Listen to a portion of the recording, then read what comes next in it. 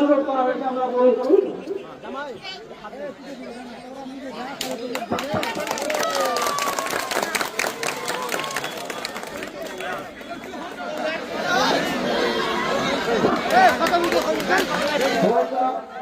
এরপরেও আমাকে আবার দিয়ে হরিশ্চন্দ্রপুর বিধানসভা এলাকায় একটি জায়গায় যেতে হবে। তো আমি তারপরেও কলকাতার উদ্দেশ্যে যাব। কালকে বেলা 12টায় বিধানসভাতে আমার মিটিং রয়েছে।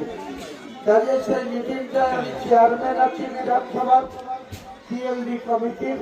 সামাজিকভাবে আমার উপরে আরো 19 জন বিধায়ক, যেটা বিজেপির 12 জন, তৃণমূলের 7 জন, টোটাল আমাকে নিয়ে 20 জন নিয়ে বিধানসভা স্ট্যান্ডিং কমিটির চেয়ারম্যান আছেন। আমার নির্ধারিত মিটিং কাল বেলা 12টায় অ্যাসেম্বলিতে ডাকা আছে।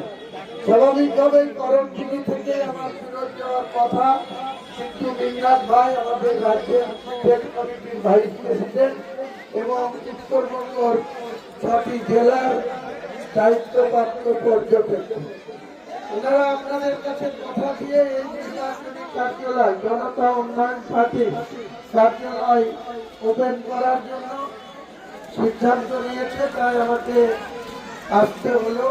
আপনারা অনেকক্ষণ ধরে কষ্ট করে অপেক্ষা করছেন, ওই জন্য আপনাদের কাছে আমি ক্ষমা ভিক্ষা করে নিচ্ছি।